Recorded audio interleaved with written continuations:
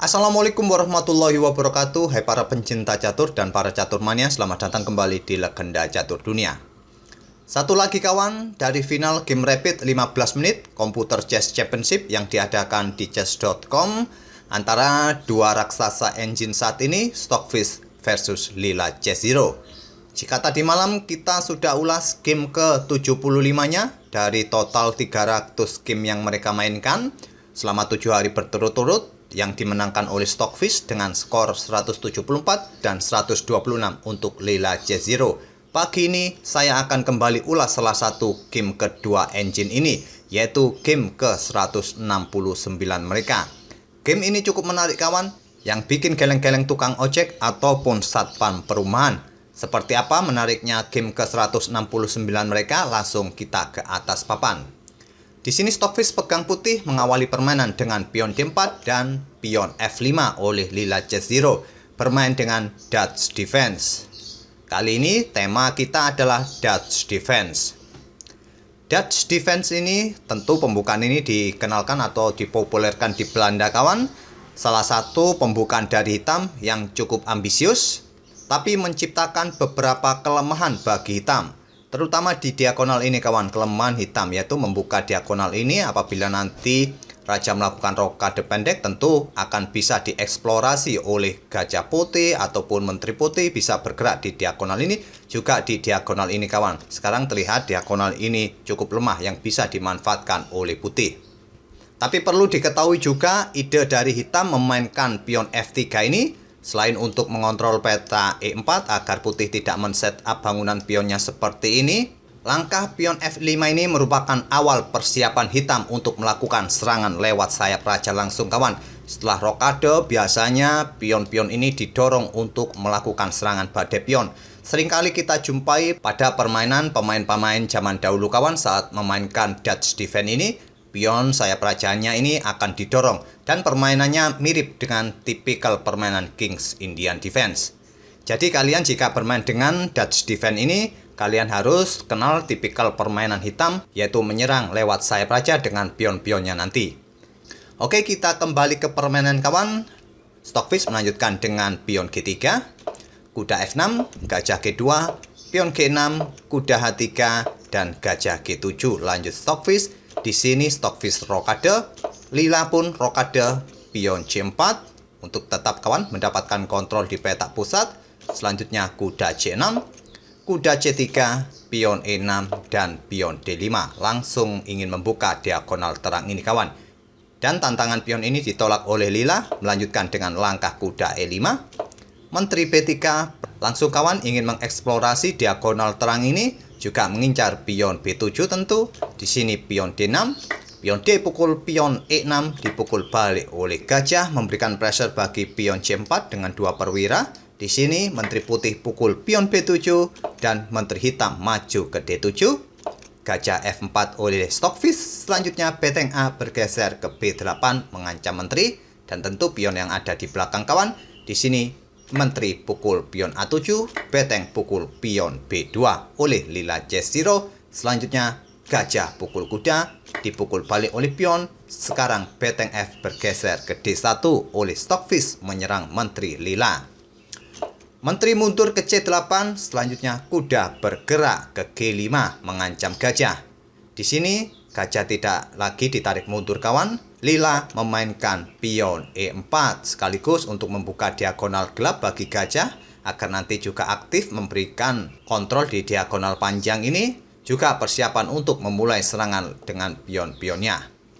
Beteng A bergeser ke C1 melindungi atau memperkuat posisi kuda jika ada ancaman open serangan nanti dari kuda hitam, membuka diagonal bagi gajahnya. Di sini beteng hitam turun ke B7 mengancam menteri. Menteri ke A5 tetap memberikan pressure bagi pion C7 dan raja bergeser ke H8 menghindari diagonal yang terbuka. Selanjutnya kuda pukul gajah dipukul balik, dibalas dengan pion C5. Jelas kawan, tujuan memajukan pion adalah membuka diagonal terang ini agar diagonal ini kembali terbuka dan bisa dieksplorasi nanti, juga untuk mendapatkan kontrol di peta B6 serta peta D6.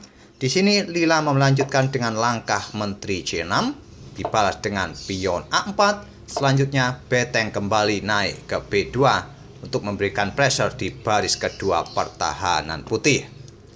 Stockfish melanjutkan dengan langkah kuda B5, memberikan pressure bagi pion C7. Di sini kuda bergerak ke D5, membackup pionnya. Selanjutnya adalah kuda ke D4 menyerang menteri. Menteri mundur ke A8 menawarkan pertukaran, tawaran ditolak. Menteri putih mundur ke E1 meninggalkan pion A4-nya. Tapi Lila tidak langsung atau tidak terburu-buru pukul pion A4 ini. Yang ditakutkan adalah langkah kuda bergerak ke peta E6 kawan, memberikan ancaman garbuan terhadap beteng serta gajah, juga sekaligus membuka discover attack bagi kudanya di peta D5 ini. Jadi di sini Lila bermain dengan langkah gajah ke peta F6 terlebih dahulu, menghindari ancaman garbuan tadi oleh kuda putih. Selanjutnya Stockfish melangkahkan pion E3 untuk memperkuat posisi kudanya, juga membuka diagonal peta terang kawan bagi pengaktifan gajahnya nanti. Karena posisi gajah ini sekarang stuck di daerah Vicentonya, jadi gajah ini butuh diagonal terbuka agar bisa membantu serangan di langkah-langkah berikutnya. Barulah sekarang Lila ambil pion di A4, gajah ke F1, beteng hitam bergeser ke D8 untuk memperkuat posisi kudanya jika ada ancaman discover attack. Di sini gajah C4 tetap memberikan pressure di diagonal ini kawan, juga terhadap kuda hitam. Selanjutnya kuda ke B4 dan Stockfish gajah ke B5 mengancam menteri. Menteri ke A3 dibalas dengan langkah beteng A1 kembali mengancam menteri. Ditutup oleh beteng, terjadi pertukaran beteng, dipukul balik dengan kuda. Selanjutnya kuda putih ke E6 mengancam beteng, juga menawarkan pertukaran beteng. Tapi tantangan pertukaran beteng ditolak oleh Lila, menggeser betengnya ke B8 mengancam gajah. Di sini menteri bergerak ke D2 meninggalkan gajahnya untuk dipukul oleh beteng hitam. Stockfish melakukan pengorbanan perwira di langkah ke-32 ini. Ancamannya seperti apa kawan jika diterima oleh hitam? Ancamannya adalah ancaman skakmat. Raja sudah tidak bisa lari ke peta G7 karena sudah ada kuda yang mengontrol peta ini. Itulah ancamannya kawan, ancaman skakmat jika beteng berani pukul gajah di B5 ini. Oleh karena itu Stockfish masih belum berani menyentuh gajah ini. Dia bermain dengan langkah kuda C3, menggarpu gajah serta beteng. Apakah langkah Stockfish tadi kawan memainkan menteri ke peta D2 merupakan langkah kesalahan? Sekarang kita menemui momen yang menarik di posisi seperti ini. Kira-kira langkah apa yang akan diperbuat oleh Stockfish di langkah berikutnya ini kawan? Melihat indikator bahwa posisi Stockfish dalam posisi yang sangat bagus kawan, hitam penuh tekanan di sini. Tapi jika dilihat dengan kasat mata, hitam juga memberikan tekanan bagi para perwira putih ini kawan. Salah satu perwira putih akan tewas atau paling tidak terjadi pertukaran kualitas perwira nanti. Stockfish di sini kawan melanjutkan langkahnya dengan menteri ke D7, meninggalkan betengnya juga gajahnya yang bisa dipukul oleh kuda ataupun beteng, atau kuda juga pukul beteng juga bisa oleh hitam. Pada posisi ini, tapi jika kalian memukul langsung gajah ini menggunakan beteng, nanti sama ancamannya kawan, ancaman skakmat. Dan apa yang kalian pilih jika kalian pegang hitam pada posisi ini kawan? Apakah pilih pukul gajah menggunakan kuda, atau kuda ini memukul beteng di peta D1? Di sini Lila memilih pukul beteng di D1. Coba kita lihat jika kuda ini pukul gajah yang ada di peta B5 ini. Apa reaksi putih di langkah berikutnya kawan? Menteri akan ke F7 mengancam gajah. Persiapan juga menggeser betengnya naik ke peta D7 ini memberikan ancaman skakmat. Mungkin respon dari hitam adalah membackup gajahnya kawan. Dengan menteri di peta B2 ini membackup gajah, juga mengontrol peta G7. Di sini beteng akan naik memberikan ancaman skakmat, ditutup oleh gajah. Pada posisi ini kalian bisa langsung pukul gajah ini menggunakan kuda. Jika dipukul balik maka ancaman skakmat. Tapi kawan, dengan variasi ini akan memberikan kesempatan bagi hitam untuk bermain remis atau melakukan skak yang berulang nanti. Pertama-tama dia akan memainkan kuda ke D6 untuk mengancam menteri, juga membuka lajur bagi betengnya untuk ikut menyerang. Nanti menteri hitam bisa bergerak ke peta E2 untuk melakukan skak yang berulang kawan, nantinya ke peta terang ini, dan akan terjadi skak yang berulang. Dan skak yang berulang yang akan dilakukan oleh hitam nanti sudah tidak bisa dicegah kawan. Karena jika kalian melangkahkan menteri ke peta ini pun juga sudah ada kuda yang menghadang. Jadi kalian jika melangkah ke peta ini menghindari ancaman kuda, juga menteri hitam masih bisa bergerak ke peta ini. Nanti disusul dengan beteng melakukan skak, raja bergerak ke peta G2, menteri ke peta F3 skak, dan seterusnya akan terjadi skak yang berulang.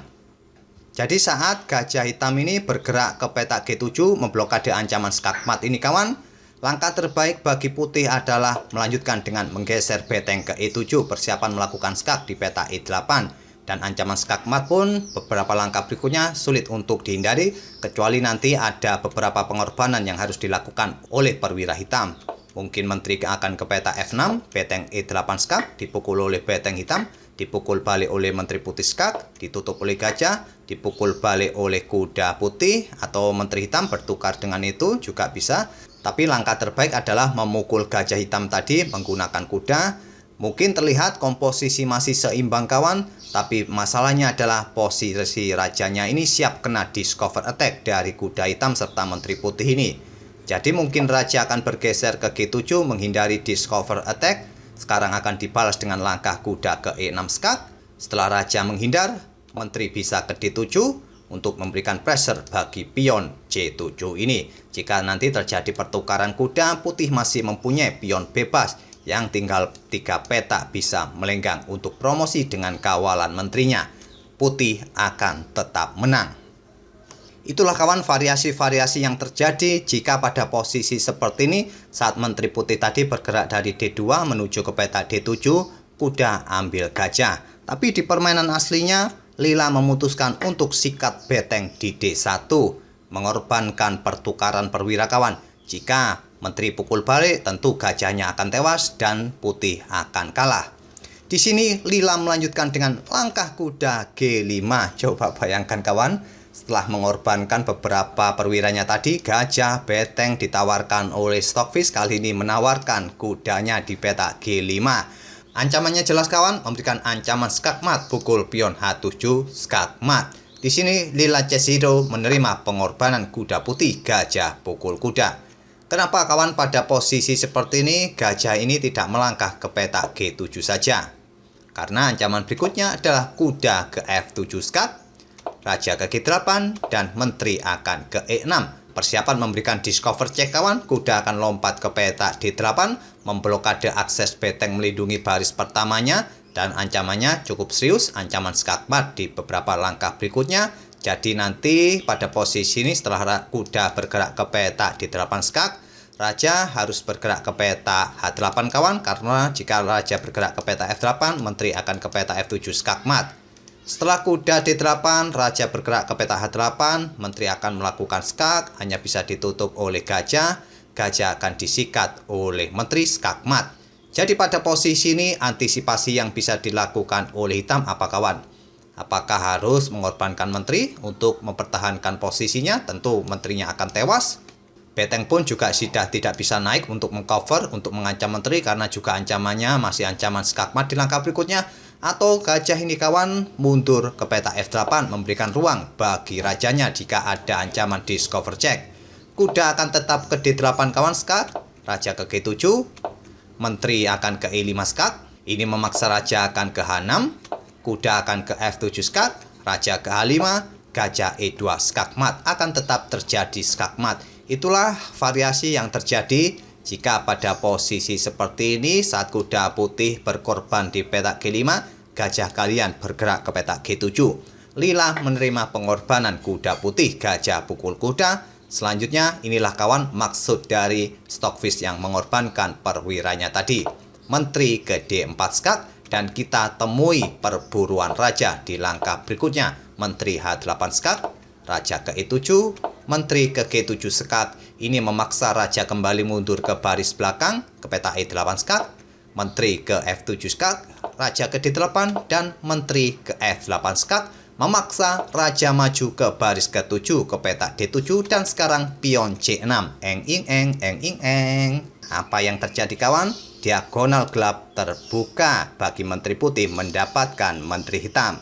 Inilah kawan maksud dari beberapa pengorbanan Stockfish tadi. Coba bayangkan kawan, berapa langkah yang dia hitung. Bahkan Lila Chess Zero pun tidak bisa memprediksi langkah seperti ini, tidak bisa mengantisipasi variasi-variasi pengorbanan yang dilakukan oleh Stockfish.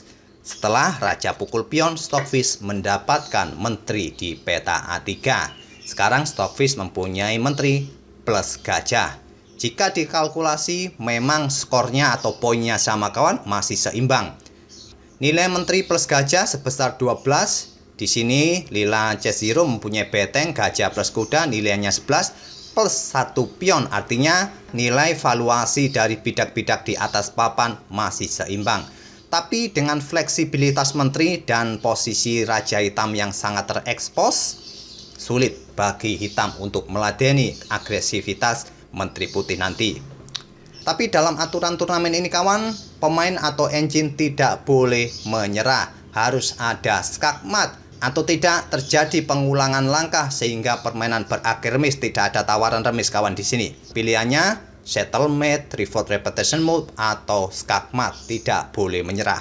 Langkah berlanjut, kuda B2, gajah E6, gajah F6 dan pion G4 menantang pion hitam untuk merusak bangunan pion hitam ini kawan. Selanjutnya pion F pukul pion G4, tidak langsung dipukul balik.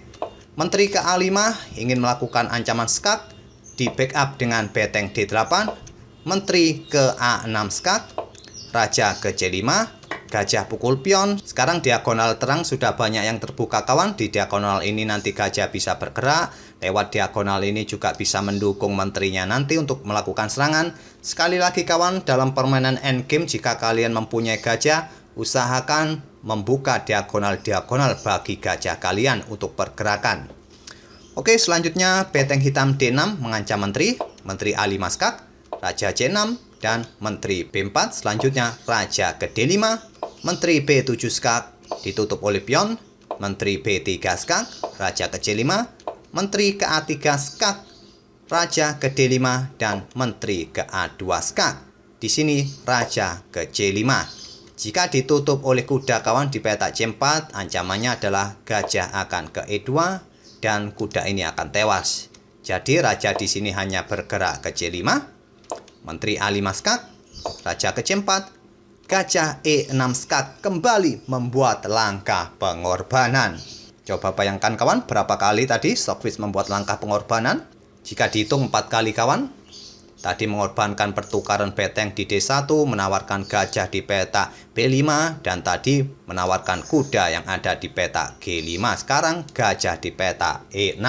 4 kali melakukan penawaran pengorbanan. Dan posisi Raja Hitam ini sangat terjepit kawan. Dia hanya mempunyai satu peta yang aman untuk dia melangkah, yaitu peta D3. Tapi ancamannya berikutnya adalah menteri akan ke peta A2, skak lagi, dan beteng hitam akan tewas. Jadi ini memaksa beteng pukul gajah, selanjutnya menteri A2 skak, raja bergeser, dan beteng hitam tetap tewas. Dan sekarang posisi menteri mengancam gajah. Sekali lagi, game ini harus ada skak mat kawan. Engine tidak diperkenankan untuk menyerah. Gajah C3, menteri B3, gajah mundur ke E5, tetap melindungi kudanya. Dan menteri ke F7, kuda C4, menteri pukul pion, kuda ke D2, persiapan kawan melakukan skak. Dan menteri pukul pion G6, kuda F3 skak, raja ke H1, raja ke D5, menteri G8 skak, raja ke C5, menteri ke E6, gajah C3, dan seterusnya kawan. Kita akan coba lihat skak mat apa yang akan diperoleh oleh putih, atau maksud saya diperoleh oleh hitam dari putih.